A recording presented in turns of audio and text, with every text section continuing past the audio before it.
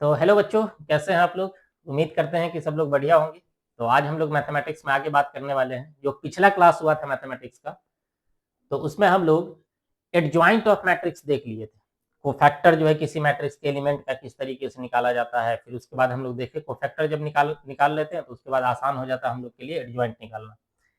पिछले क्लास में ही बोल दिए थे कि जो नेक्स्ट क्लास होने वाला है इनवर्स ऑफ मैट्रिक्स का होगा, कि किसी मैट्रिक्स का हम लोग इनवर्स कैसे निकाल सकते हैं।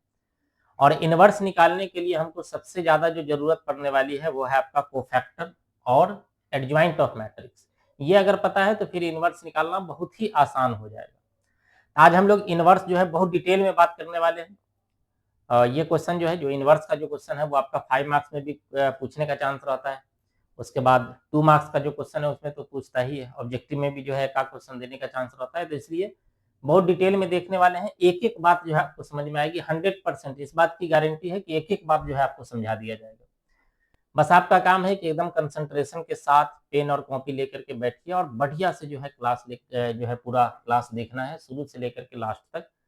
अगर पिछला क्लास नहीं देखे हैं कि एडजॉइंट कैसे निकाला जाता है, कोफैक्टर कैसे निकालते हैं, तो उसके लिए जो है आप पहले जो पिछला क्लास है यानी कि लेक्चर नंबर जो 6 है आप उसको देखिए और फिर उसके बाद ये क्लास कीजिए। एक एक बात आपको 100% समझ में आ जाएगी और मजा भी आएगा मैथमेटिक्स पढ़ने में। कुछ बच्चे का लगाव जो है मैथमेटिक्स से दूर होता चला जाता है। उसका सबसे बड़ा रीजन रहता है कि जो लगातार जो रेगुलर क्लास रहता है वो नहीं करके बीच बीच से क्लास करना। तो बीच बीच से क्लास करोगे तो उतना अच्छे से बात नहीं समझ में आएगी। इसलिए कि हर एक क्लास का जो लिंक रहता है कि पिछला क्लास किए तो फिर आगे वो लिंक करेगा। तो इसलिए शुरू से अगर देखोगे तो मैथमेटिक्स में एक बढ़िया इंटरेस्ट जो है वो बनता हुआ चला जाएगा और सीख जाओगे मैथ्स, है ना। मैथमेटिक्स जो है आपको सिखा दिया जाएगा, इस बात की पूरी गारंटी है। ये देख भी रहे ये चीज लिख करके रखते कि भाई 100% बात समझ में आएगा और इस बात की गारंटी है कि 100% जो है आपको बात समझ में आ जाएगी। तो है आज है जो आपका मैट्रिसेस जो हम लोग पढ़ रहे हैं, इसमें है लेक्चर नंबर 7। तो आइए हम लोग शुरू करते हैं और हम लोग पहले देखते हैं कुछ चीज है जिसकी जरूरत पड़ेगी। तो पहले हम लोग देखते हैं कि सिंगुलर मैट्रिक्स क्या होता है, नॉन सिंगुलर मैट्रिक्स क्या होता है, फिर उसके बाद हम लोग आ जाएंगे इनवर्स पर। ठीक है, ये उसी का पार्ट है। तो आइए हम लोग शुरू करते हैं। पहले हम लोग देखते हैं, एक मिनट भाई।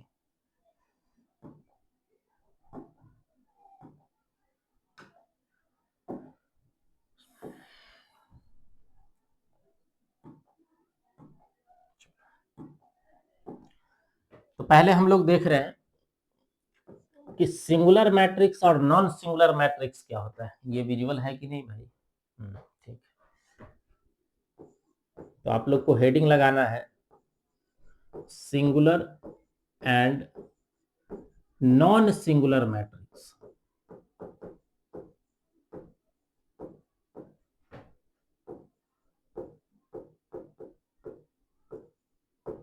Singular and non singular matrix, तो पहले इसके बारे में जान लेते हैं।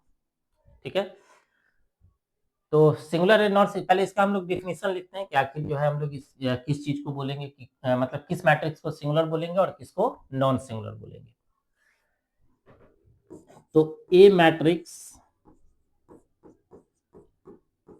ए इज said to be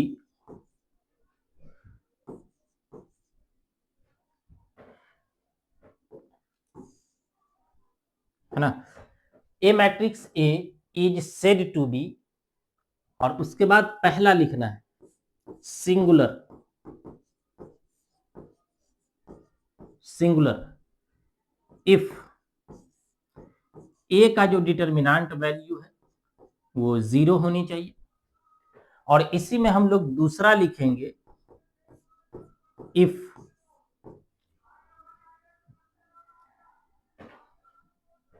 एक मिनट, नॉन सिंगुलर, सबको सेम ही ऑर्डर में लिख रहा है, नॉन सिंगुलर इफ ए का डिटर्मिनेंट वैल्यू जो है वो 0 के बराबर नहीं होगा। ठीक है, तो देखो एकदम सिंपल है इसका फंडा कि अगर ए का डिटर्मिनेंट वैल्यू 0 आ गया, जैसे कोई मैट्रिक्स अपने को ए दिया और उसको हम सॉल्व करके उसका मान निकालेंगे। हम लोग सीख चुके हैं कि भाई डिटर्मिनेंट वैल्यू कैसे निकालना है।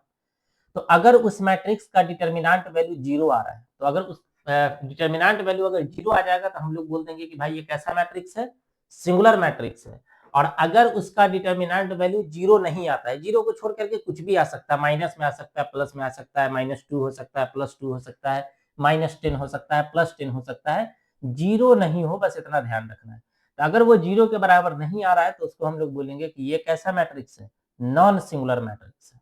एग्जाम्पल के लिए जैसे मान के चलो कि एक मैट्रिक्स अपने को दिया ए और वो मैट्रिक्स आपका 2 6 3 9, ये एक मैट्रिक्स है। अब अपने को बोला कि चेक करके बताइए कि ये सिंगुलर मैट्रिक्स है या फिर नॉन सिंगुलर मैट्रिक्स है। तो चेक करने का एकदम सिंपल तरीका कि हम क्या करेंगे, इसका डिटर्मिनेंट वैल्यू निकालेंगे। क्या करना है, डिटर्मिनेंट वैल्यू निकालना। अब इसका डिटर्मिनेंट वैल्यू निकाल लो, देखो कितना बनेगा। पता है कि डिटर्मिनेंट वैल्यू निकालने के लिए पहले हम लोग इसको मल्टीप्लाई करते हैं, तो 18 आ जाएगा माइनस, फिर 6 को और 3 को मल्टीप्लाई करोगे तो ये भी 18 आएगा। अब बताओ घटाने के बाद कितना आ गया, 0। तो चूंकि ए का डिटर्मिनेंट वैल्यू 0 के बराबर आ रहा है, तो इसका मतलब है कि ये ए जो है ये कैसा मैट्रिक्स होगा, सिंगुलर होगा। एकदम सिंपल है कि अगर 0 के बराबर आ रहा है तो अपने को बोल देना है कि ये सिंगुलर मैट्रिक्स है। अगर 0 के बराबर नहीं आया तो क्या बोलेंगे, नॉन सिंगुलर मैट्रिक्स है। जैसे एक एग्जांपल इसका भी ले लेते हैं। जैसे मान के चलो कि एक मैट्रिक्स अपने को दिया और वो है 2 6 3 और 10। बोला अपने को कि बताइए ये सिंगुलर है कि नॉन सिंगुलर है, तो इसका हम लोग डिटर्मिनेंट वैल्यू निकालेंगे। डिटर्मिनेंट वैल्यू निकालने के लिए पता है कि हम लोग जब हम लोग को डिटर्मिनेंट वैल्यू निकालना होता है तो हम लोग क्या करते हैं, पहले इसको मल्टीप्लाई करते हैं, तो ये बन जाएगा 20 और माइनस में 18, तो ये कितना आ जाएगा, 2 के बराबर। अब क्लियर दिख रहा है कि चूंकि ये 2 के बराबर आ गया तो हम लोग बोल देंगे कि ये 0 के बराबर नहीं है। अगर 2 आ रहा है तो 0 के बराबर तो नहीं होगा, और अगर ये 0 के बराबर नहीं है तो ए जो है वो कैसा मैट्रिक्स होगा, नॉन सिंगुलर मैट्रिक्स हो जाएगा। कैसा मैट्रिक्स हो जाएगा, ये नॉन सिंगुलर मैट्रिक्स हो जाएगा। क्लियर है एकदम, उम्मीद है पूरी बात आपको समझ में आ गई है। तो यहां से आप पहचान लेंगे हम लोग कि सिंगुलर मैट्रिक्स क्या होता है और नॉन सिंगुलर मैट्रिक्स क्या होता है। अब हम लोग आते हैं इनवर्सिबल मैट्रिक्स पर। अब यहां से हम लोग पहले देख लेते हैं इनवर्सिबल मैट्रिक्स कि इनवर्सिबल मैट्रिक्स क्या होता है। ठीक है, अब देखो इसके डेफिनेशन पे नहीं जाना है ना, इसको समझने के लिए हम एक एग्जांपल देते हैं। इसको मेन समझ जाओगे तो फिर पूरी बात समझ में आ जाएगी। जैसे मान के चलो कि एक मैट्रिक्स अपने पास ए है जिसका एलिमेंट है आई जे, और इसका ऑर्डर जो है मान लो n बाई एन। अब n बाई एन यानी कि सेम रहता है आई और जे, यानी कि m और n का वैल्यू दोनों अगर सेम रहता है यानी कि ऑर्डर जो ये स्क्वायर मैट्रिक्स इसको बोलते हैं। तो ध्यान रखना है, इसके ऑर्डर की अगर बात करेगा तो ऑर्डर जो है इसका कितना होगा, तो ऑर्डर होगा इसका भाई n। इसके अगर ऑर्डर की बात करेगा तो ऑर्डर हम लोग बोलेंगे कितना ऑर्डर होगा भाई इसका, n। और चूंकि ये दोनों सेम ही है तो दोनों सेम रहता है तो हम लोग को पता है कि इसको हम लोग बोलते हैं कि ये कैसा मैट्रिक्स है, स्क्वायर मैट्रिक्स है। कैसा मैट्रिक्स है, स्क्वायर मैट्रिक्स है। और एक और कंडीशन होनी चाहिए कि ये नन जीरो होनी चाहिए, नन जीरो मैट्रिक्स होनी चाहिए, मतलब इसका वैल्यू कभी भी जीरो नहीं आनी चाहिए। ठीक है, इसका वैल्यू कभी भी जीरो नहीं आनी चाहिए। ये कंडीशन समझोगे। देखो एक मैट्रिक्स अपने को दिया जो कैसा मैट्रिक्स है, स्क्वायर मैट्रिक्स है, इसका ऑर्डर क्या है भाई, n है, और ये कैसा मैट्रिक्स है, नन जीरो मैट्रिक्स, मतलब जब इसका वैल्यू जब हम लोग निकालेंगे तो वो जीरो के बराबर नहीं आएगा। क्लियर। अब क्या होगा कि जब हमको चेक करना रहेगा कि बताइए ए जो है ये इनवर्सिबल है कि नहीं। इनवर्सिबल होने का मतलब है कि इसका हम लोग इनवर्स निकाल सकते हैं कि नहीं निकाल सकते, इसका इनवर्स एग्जिस्ट करेगा कि नहीं करेगा। तो अगर अपने को ये चेक करना हो कि इसका इनवर्स एग्जिस्ट करेगा कि नहीं करेगा, तो उसके लिए हम लोग बोलते हैं कि एक और मैट्रिक्स एग्जिस्ट करनी चाहिए, जो मैट्रिक्स मान के चलो बी है और इसका एलिमेंट है बी आई जे, और इसका ऑर्डर सेम होनी चाहिए। कंडीशन समझोगे, अगर अपने को ए को चेक करना है कि ये इनवर्सिबल है कि नहीं, तो उसके लिए एक और मैट्रिक्स अपने को चाहिए, उसका ऑर्डर सेम होनी चाहिए, मतलब ए का ऑर्डर और बी का ऑर्डर सेम होनी चाहिए, एलिमेंट अलग हो सकता है, ये भी कैसा मैट्रिक्स होनी चाहिए? स्क्वायर मैट्रिक्स होनी चाहिए। ये भी कैसा मैट्रिक्स होनी चाहिए? स्क्वायर मैट्रिक्स होनी चाहिए। और इसके साथ साथ ध्यान रखना है कि इसका ऑर्डर भी सेम ही होनी चाहिए, मतलब उसका ऑर्डर n है तो इसका भी ऑर्डर कितना होगा? n ही होनी चाहिए। अब अगर इन दोनों को मल्टीप्लाई करते हैं, मतलब ए बी अगर निकाले, अब अगर हम ए बी निकाले और उल्टा भी मल्टीप्लाई करते हैं, बी ए निकालते हैं, और दोनों मान निकालने पर अगर ये आई के बराबर आ जाता है, आइडेंटिटी मैट्रिक्स के बराबर आ जाता है, तब हम लोग बोल देंगे कि ए जो है वो क्या है? इनवर्सिबल है। एकदम सिंपल कॉन्सेप्ट है, मतलब देखो ज्यादा इसमें उलझोगे नहीं। अगर मान के चलो इसका हम डिफिनीशन लिखवाए ना तो उसमें उलझ जाओगे, तो अपने को ज्यादा उलझना ही नहीं।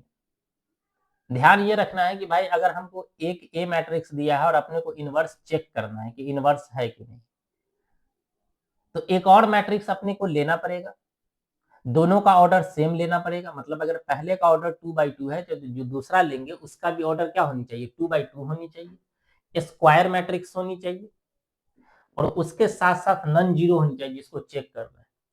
और तब अगर दोनों को मल्टीप्लाई करते हैं, ए बी और बी, और ये अगर आई के बराबर आ जा रहा है, तब हम लोग बोल देंगे कि ए जो है वो कैसा मैट्रिक्स है? इनवर्सिबल मैट्रिक्स है। बस इतनी सी बात है। क्लियर है यहाँ तक? अब मेन हम लोग को क्या सीखना? देखो ये जो हम क्या किए, डिफिनेशन से निकाले हैं, जो डिफिनेशन का जो निचोड़ है उसको निकाल करके आपको बता दिए। ये ऑब्जेक्टिव में भी पूछता है, 4 ऑप्शन दे देगा, बोलेगा कि which of the following is correct for invertible matrix. तो ये आपको देखना पड़ेगा कि भाई कौन सा ऑप्शन जो है सही होगा। तो ध्यान रखोगे ए बी और बी ए जो है वो किसके बराबर होनी चाहिए? आई के बराबर होनी चाहिए। तो ये ऑप्शन जहां रहेगा, कई बार पूछ भी चुका है, तो ये ऑप्शन जहां रहेगा उसको टिक कर देंगे। तो ये डेफिनेशन का पूरा निचोड़ है। मेन अपने को ये सीखना है कि अगर किसी मैट्रिक्स का इनवर्स निकालना हो तो कैसे निकालेंगे, इनवर्स निकालने का क्या तरीका होगा। अगर कोई मैट्रिक्स अपने को दिया तो उसका इनवर्स निकालने का तरीका क्या होगा, मेन हम लोग को वो सीखना है। तो उस पर हम लोग आते हैं। तो पहले हम लोग इनवर्स का फॉर्मूला देखते हैं, फिर उसके बाद जो हम लोग इनवर्स निकालना सीखते हैं। इनवर्स का फॉर्मूला क्या है? तो अगर ए मैट्रिक्स का अपने को इनवर्स निकालना है, अगर ए मैट्रिक्स का अपने को इनवर्स निकालना है, तो इनवर्स निकालने के लिए अपने को फॉर्मूला लगाना पड़ेगा A inverse equal to, A inverse equal to, A inverse equal to 1/ए का डिटर्मिनेंट वैल्यू इनटू में एडजॉइंट ऑफ ए। इसलिए कह रहे थे कि एडजॉइंट सीखना बहुत ज्यादा इंपॉर्टेंट है इसी चीज के लिए, इसी चीज के लिए बोल रहे थे कि अगर अपने को इनवर्स निकालना है तो दो चीज की जरूरत पड़ेगी। एक जरूरत पड़ने वाली है अपने को डिटर्मिनेंट वैल्यू की। अब देखो जब डिटर्मिनेंट वैल्यू निकाल लोगे ना, कहानी खत्म है। डिटर्मिनेंट वैल्यू निकाले, एडजॉइंट निकाले, वैल्यू पुट करो, आंसर आ जाएगा। अब बताओ कितना आसान हो गया। डिटर्मिनेंट वैल्यू भी पहले से निकालना आता है, एडजॉइंट भी पहले से निकालना सीख चुके हैं। दोनों मान निकालेंगे, वैल्यू पुट करेंगे, ए इनवर्स मिल जाएगा। बस एक ही चीज ध्यान रखना है। क्या ध्यान रखना है भाई? कि ये जो ए मैट्रिक्स है जिसका अपने को इनवर्स पूछा है, ठीक है, जो ए मैट्रिक्स है जिसका अपने को इनवर्स पूछा है, तो इनवर्स जो है सिर्फ और सिर्फ उसी का निकलता है जो नॉन सिंगुलर मैट्रिक्स होता है।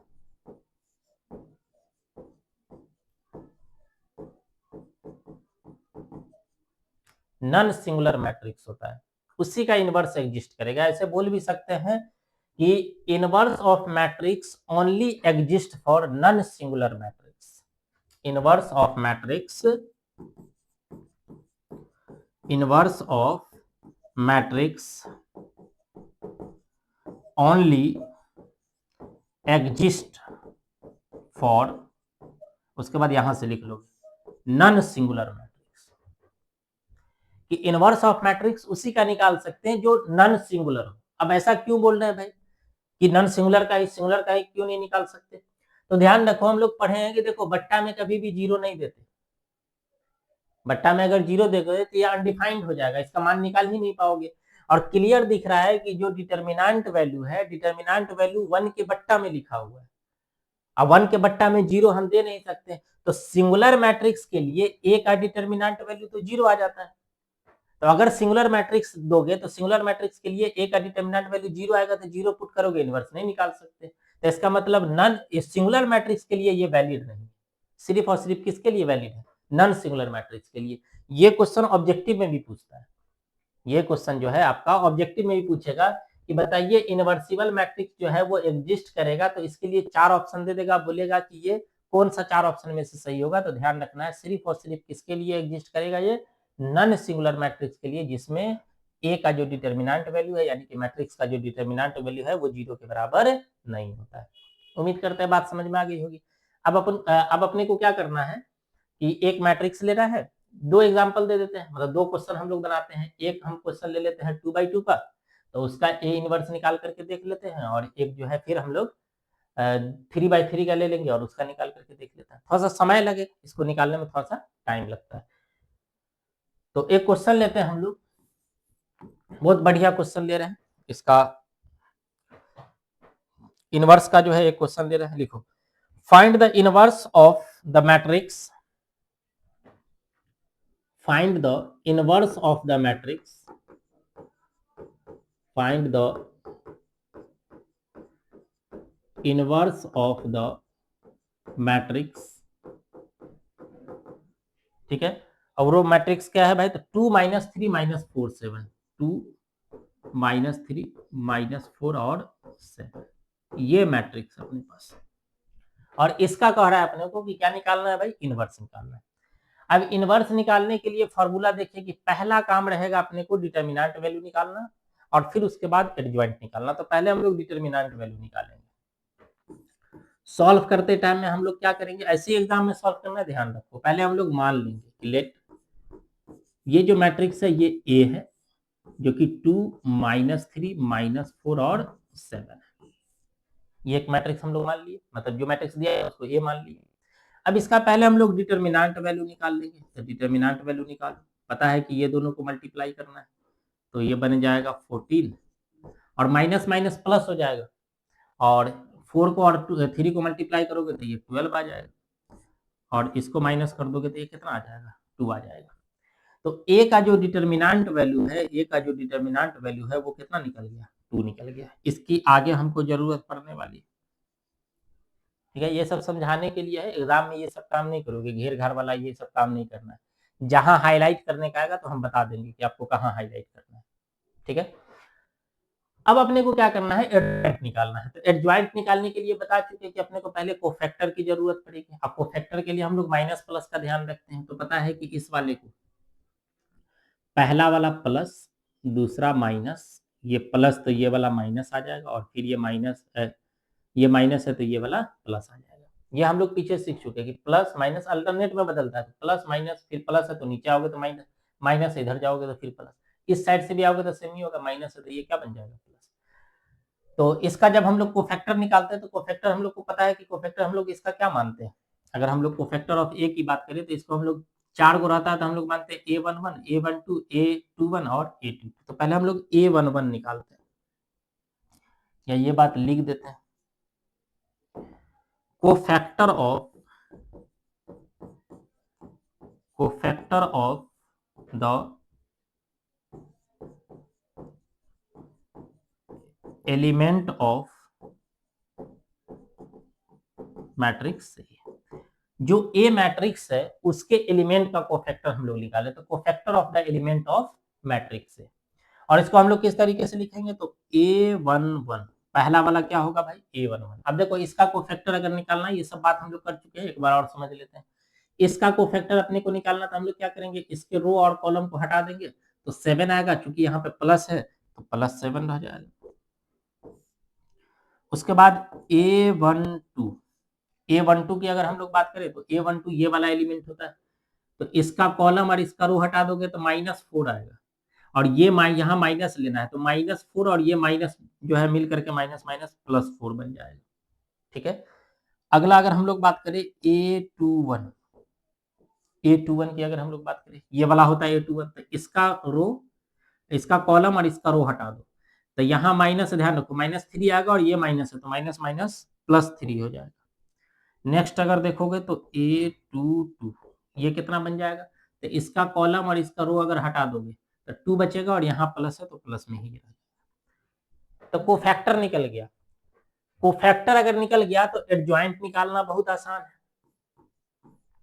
अगर हम लोग कोफैक्टर ऑफ ए की बात करें तो ये कितना आ गया भाई, तो ये बन रहा है 7 4 3 और 2, ये इसका कोफैक्टर है। अब अगर अपने को एडजॉइंट निकालना है तो एडजॉइंट ऑफ ए की अगर हम लोग बात करें, एडजॉइंट ऑफ ए, तो पता है इसी का ट्रांसपोज करना है। इसी का ट्रांसपोज कर दो, कितना बनेगा 7 4 3 2, इसका ट्रांसपोज करना है। तो इसका ट्रांसपोज करोगे तो कितना आएगा, इसका अगर ट्रांसपोज हम लोग करें तो 7 4, पता है कि जो रो है उसको कॉलम बनाना होता है, 3 और 2, इतना बनेगा। तो ये इसका एडजॉइंट निकल गया। हमको निकालना क्या था, इनवर्स। तो इनवर्स का फॉर्मूला अपने को पता है कि ए इनवर्स इक्वल टू 1/a का डिटर्मिनेंट वैल्यू और इनटू में है होता है एडजॉइंट ऑफ ए। इनटू में क्या आ जाएगा, एडजॉइंट आएगा। अब इसका मान रखो, ए का डिटर्मिनेंट वैल्यू कितना होगा भाई, तो ए का डिटर्मिनेंट वैल्यू हो जाएगा, हम लोग मान निकाल चुके हैं 2 आएगा, और एडजॉइंट ऑफ ए हम लोग अभी निकाल लिए 7 3 4 और 2, इतना बनेगा। अब इसको डिवाइड कर दो तो यही ए इनवर्स निकल जाएगा। तो ए इनवर्स आ जाएगा आपका 7/2 3/2 4/2 और 2/2 करोगे तो 1 आ जाएगा, और ये अपना फाइनल आंसर बनेगा। तो इस तरीके से जो है हम लोग को क्या निकालना है भाई, तो इनवर्स ऑफ मैट्रिक्स हम लोग को इस तरीके से निकालना पड़ेगा। ठीक है, यहाँ 4/2 करोगे तो कटने के बाद 2 बचेगा। अगर 4/2 करोगे तो कटने के बाद जो है 2 बच जाएगा। ठीक है,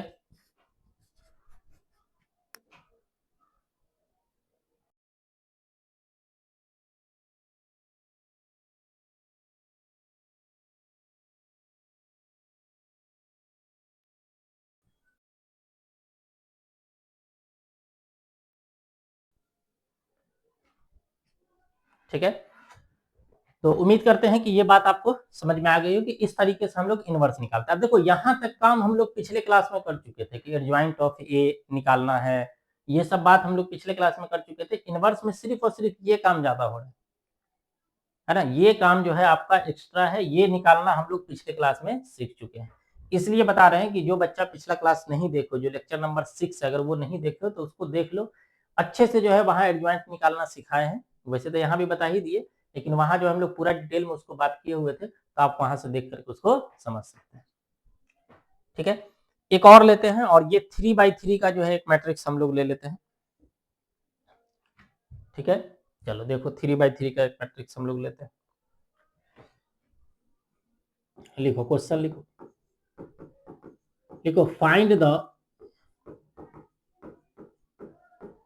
इनवर्स ऑफ द मैट्रिक्स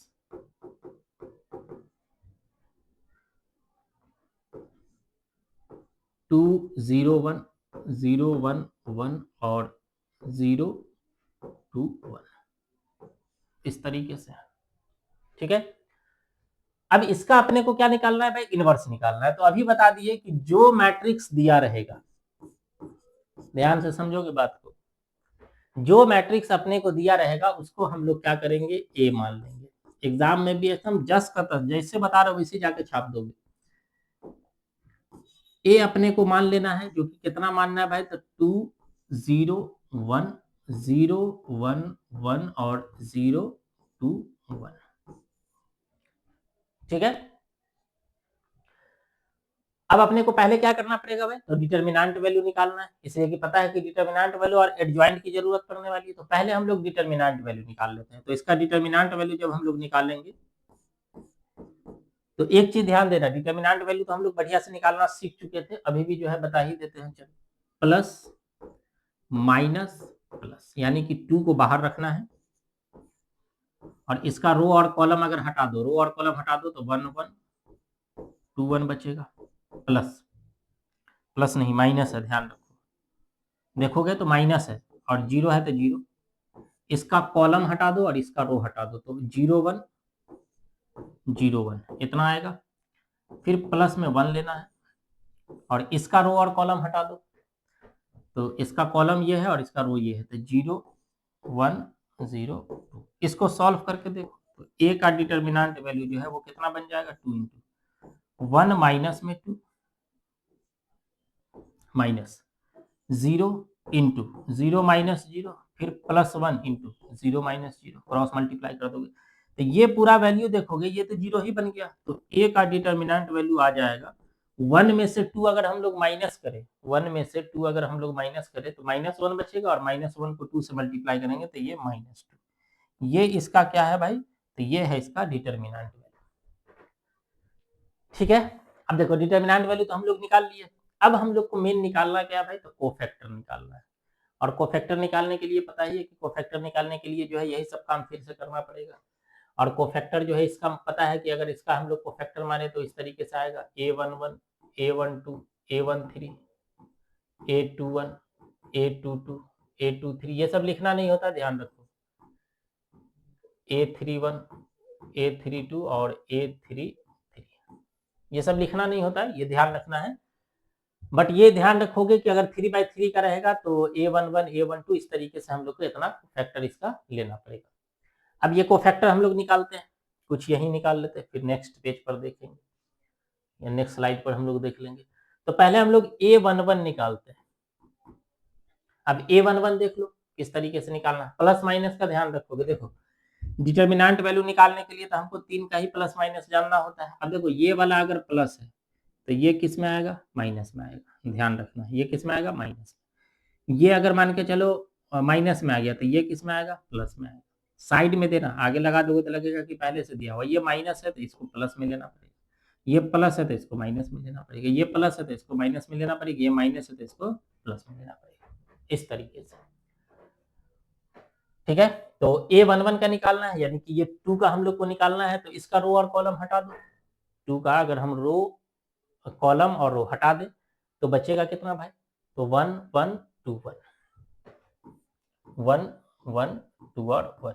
इसको अगर हम लोग सॉल्व करें तो ये कितना बन जाएगा, 1 -2 और 1 -2 कितना बनेगा, -1 आ जाएगा। दूसरा हम लोग निकालते हैं A12। A12 की अगर हम लोग बात करें, देखो प्लस में है कि माइनस में है, माइनस में है, तो पहले ही यहाँ माइनस लगा देंगे और इसका रो और कॉलम हटा दो। देखो कॉलम तो ये रहेगा और रो ये रहेगा, तो बचेगा 0 1 0 1 0 1 0 1, यानी कि ये आ जाएगा 0 -0 यानी कि 0 बनेगा। A13 की बात कर लेते हैं, A13 देख लो प्लस में है, इसका कॉलम हटा दो, इसका रो हटा दो, तो 0 1 0 2 0 1 0 2, तो ये भी 0 आ जाएगा। देखोगे इसको सॉल्व करके ये भी 0 मिलेगा। टोटल 9 निकालना है, 3 निकल चुका है। नेक्स्ट पेज पे चलते हैं। अगला हम लोग को निकालना है A21।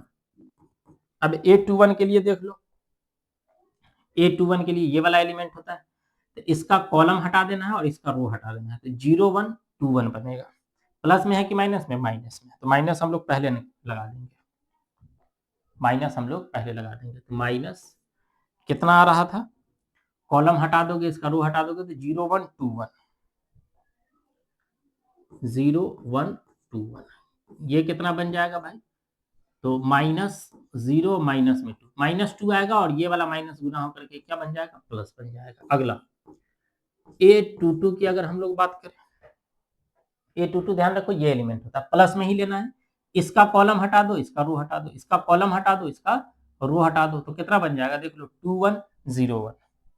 अब प्लस में ही लेना है, 2 1 0 1 2 1 0 1, कितना बन जाएगा ये, 2 और माइनस में 0, 2 - 0 करोगे तो कितना बनेगा, 2 आ जाएगा। A23 की बात कर लेते हैं। अब ये ध्यान दोगे प्लस में है कि माइनस में, देख लो माइनस में, तो माइनस दे देना है पहले, यहाँ हम लोग पहले माइनस लगा देंगे। उसके बाद इसका कॉलम हटा दो, रो हटा दो, तो 2 0 0 2 बनेगा, 2 0 0 2 2 0 0 2 2 0 0 2। इसको सॉल्व करोगे तो ये 4 -0 आएगा और बाहर में भी एक माइनस है, तो प्लस में 4 आएगा और बाहर का माइनस गुना होकर के ये क्या बन जाएगा, -4 बन जाएगा। ठीक है, नेक्स्ट देखो A31 की अगर हम लोग बात करें, A31 कितना बनेगा, तो A31 देख लो पहले प्लस में है कि माइनस में है, प्लस में है, इसका कॉलम हटा दो और इसका रो हटा दो, तो 0 1 1 1 0 1 1 1, तो ये कितना बन जाएगा भाई, तो 1 को 0 से मल्टीप्लाई करोगे तो 0 माइनस में 1, यानी कि ये -1 आ जाएगा। अगला A32 की अगर हम लोग बात करें, इसको देखो प्लस में है कि माइनस में, A32 ये वाला होता है, माइनस में है, और इसका कॉलम हटा दे और इसका रो हटा दे, तो 2 1 0 1 कितना बनेगा, 2 1, एक तो माइनस में आ जाएगा, 2 1 0 1 कितना बन जाएगा ये, -2 और माइनस में 0, 2 और माइनस में 0, तो 2 आएगा और बाहर वाला माइनस गुना होकर के इसको प्लस बना देगा। लास्ट है आपका A33, इसमें टाइम लगता ही है, ये नहीं कि बहुत टाइम, इसमें टाइम लगेगा ही बनाने में, सारा एलिमेंट अगर निकालोगे तो तुमको टाइम लगेगा ही। अब देखो इसका निकालना है तो प्लस में मान लेना है, इसका रो और कॉलम अगर हटा दे तो 2 0 0 1 कितना बनेगा भाई, 2 0 0 1। इसको अगर हम लोग सॉल्व करें तो 2 माइनस 0 कितना बन जाएगा, 2 बनेगा। बताओ सब कोफैक्टर पूरा निकल गया, तो अब हम लोग लिखेंगे cofactor of A, cofactor of A, cofactor of A अपने को कितना निकल गया भाई, तो कोफैक्टर ऑफ ए निकल गया, कोफैक्टर ऑफ ए अपने को निकल गया, यहाँ हम लोग निकाले हुए थे -1 0 0 -1 0 0, यहाँ हम लोग कितना निकाल लिए 2 2 -4 2 2 -4, ध्यान दिए रहोगे कि रो में निकाले थे या कॉलम में निकाले थे, -1 -2 2 -1 -2 और 2, ठीक है, ये जो है आपका कोफैक्टर है। अब अगर इसका मान के चलो हमको एडजॉइंट निकालना है, तो पता है कि एडजॉइंट निकालने के लिए इसी का इनवर्स करना होता है, ठीक है, डायरेक्ट इसी का इनवर्स नहीं, सॉरी इसी का ट्रांसपोज करना होता है, तो डायरेक्ट ट्रांसपोज करना है, ध्यान दोगे, इसी का कॉलम रो को उठा करके कॉलम बनाओ, -1 0 0 2 2 4 -1 -2 और 2 आ जाएगा, -1 -2 और 2 आ जाएगा। अब एडजॉइंट निकल गया तो अपने को इनवर्स निकालना है, इनवर्स के लिए फॉर्मूला पता है कि 1/a का डिटर्मिनेंट वैल्यू और इनटू में आ जाएगा एडजॉइंट ऑफ a।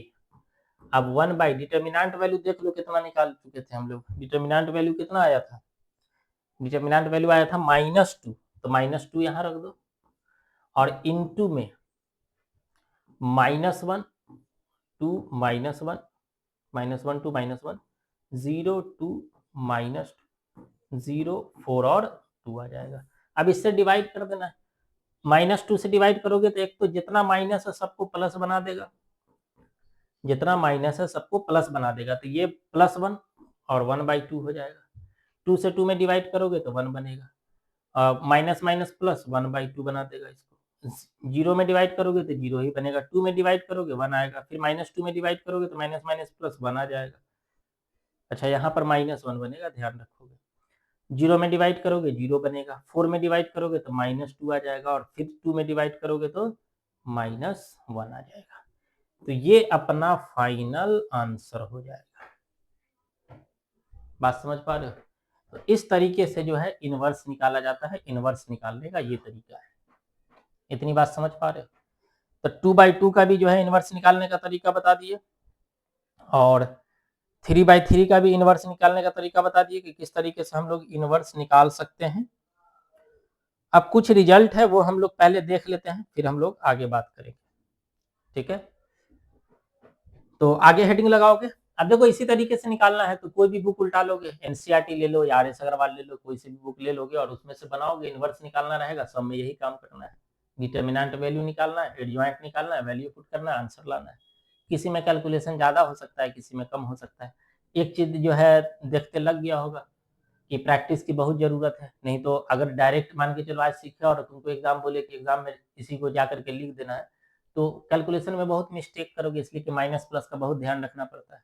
तो चाहते हो कि कैलकुलेशन मिस्टेक ना हो, तो उसके लिए जो है इस पर कई जो है क्वेश्चन बना करके प्रैक्टिस कर लोगे, माइनस प्लस का जो है एक आदत हो जाएगा, इस तरीके से माइनस प्लस हम लोग लगाते हैं, ठीक है।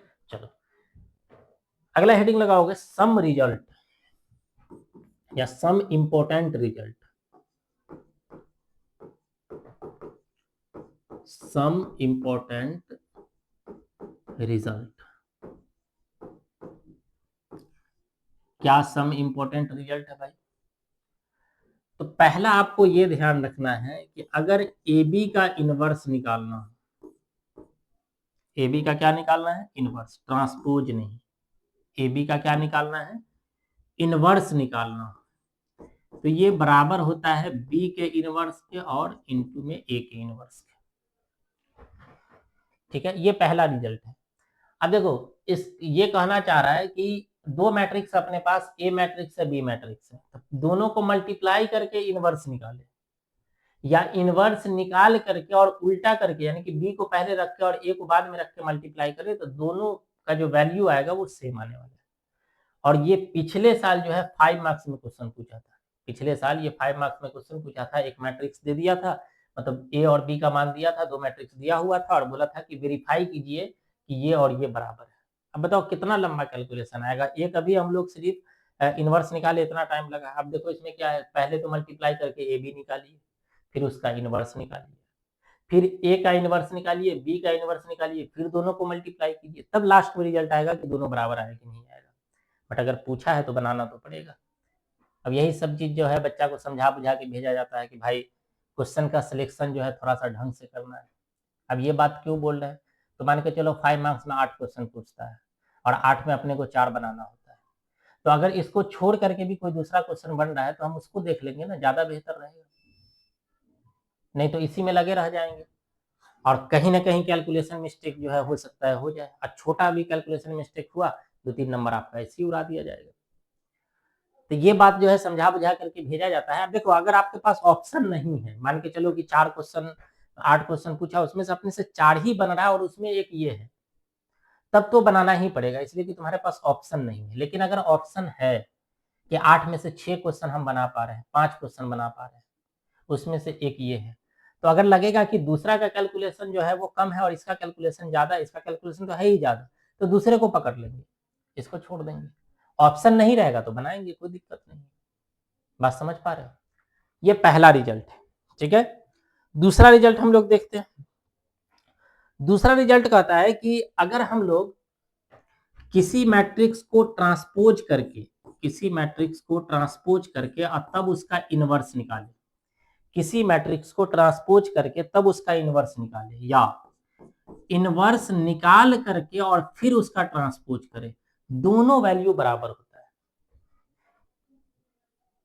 ठीक है, उम्मीद है समझ आ गया होगा कि देखो ट्रांसपोज करने के बाद मैट्रिक्स निकाले, ट्रांसपोज करने के बाद इनवर्स निकाले, या इनवर्स निकाल करके ट्रांसपोज करे, दोनों के लिए जो है रिजल्ट क्या आने वाला है, सेम ही आने वाला है, ये ध्यान रखना है। ठीक है, तीसरा हम लोग देखते हैं, तीसरी प्रॉपर्टी क्या है। तीसरी प्रॉपर्टी है कि अगर आपको कह रहा है कि एडजॉइंट ऑफ ए बी निकालिए, एडजॉइंट ऑफ ए नहीं, एडजॉइंट ऑफ ए बी, मतलब दो मैट्रिक्स मल्टीप्लाई में, तो ये बराबर होता है एडजॉइंट ऑफ बी और इनटू में एडजॉइंट ऑफ ए के, उल्टा है ये। ठीक है, ध्यान रखोगे। अगर एडजॉइंट ऑफ बी, ये सब ऑब्जेक्टिव में डायरेक्ट दिया जा सकता है, ध्यान रखोगे। एक तो क्वेश्चन पूछ सकता है कि वेरीफाई करके बताइए, जैसे ये क्वेश्चन वेरीफाई करने के लिए पूछ सकता है, 5 मार्क्स में दे देगा कि वेरीफाई करके बताइए, लंबा कैलकुलेशन होगा। और ऑब्जेक्टिव में भी डाला जा सकता है। तो एडजॉइंट ऑफ ए बी जब भी पूछता है तो हम लोग लिखते हैं एडजॉइंट ऑफ बी और इनटू में एडजॉइंट ऑफ ए, उल्टा करके एडजॉइंट का तब मल्टीप्लाई करते हैं, तब जा करके ये दोनों क्या हो जाएगा, बराबर आएगा। तीसरी प्रॉपर्टी हम, तीसरे तो हो गया, चौथी प्रॉपर्टी हम लोग देखते हैं, प्रॉपर्टी नंबर 4 बोल रहा है कि एडजॉइंट निकाल करके आप इसका ट्रांसपोज कीजिए, या ए का ट्रांसपोज करके एडजॉइंट निकालिए।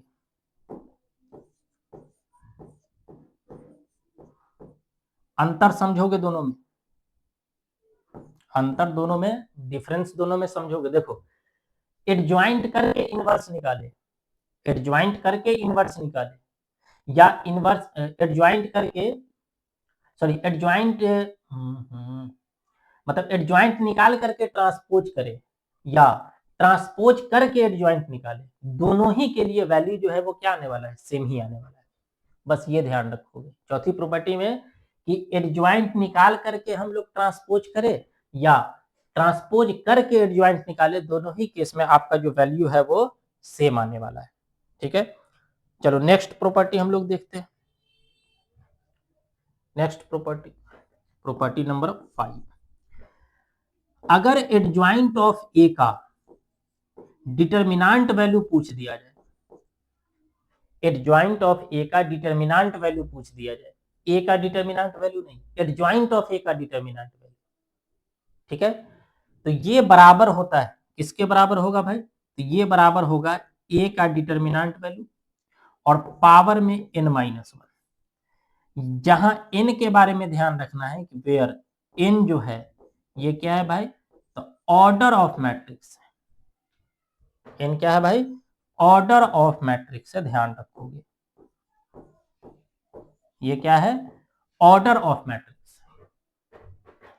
ठीक है, एडजॉइंट ऑफ ए दे और तब जो है अगर पूछता है कि इसका आप डिटर्मिनेंट वैल्यू बताइए, तो हम लोग पूरा एडजॉइंट निकालने जाएंगे ही नहीं।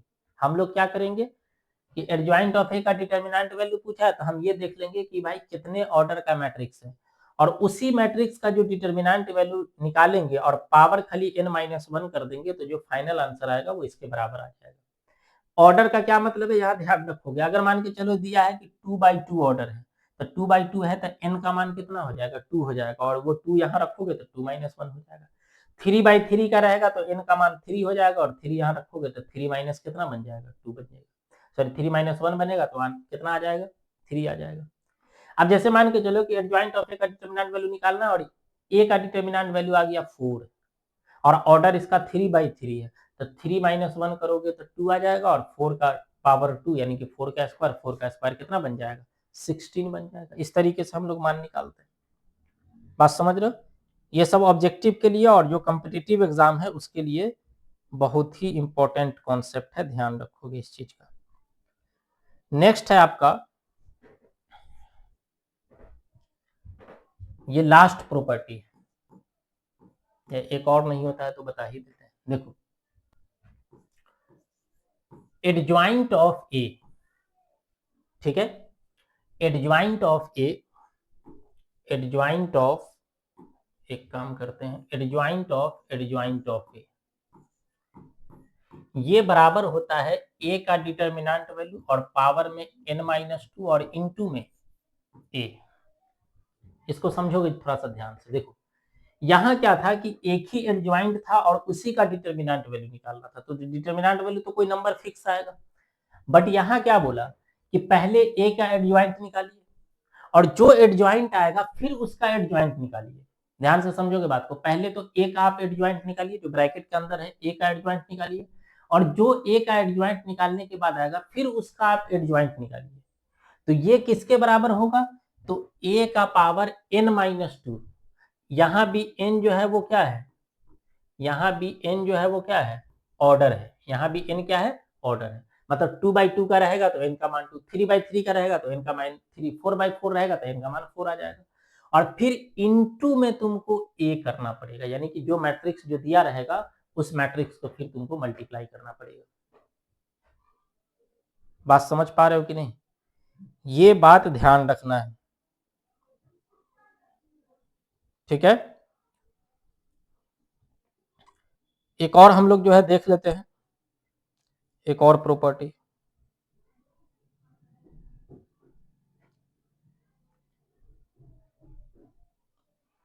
ठीक है, एक और प्रॉपर्टी क्या है,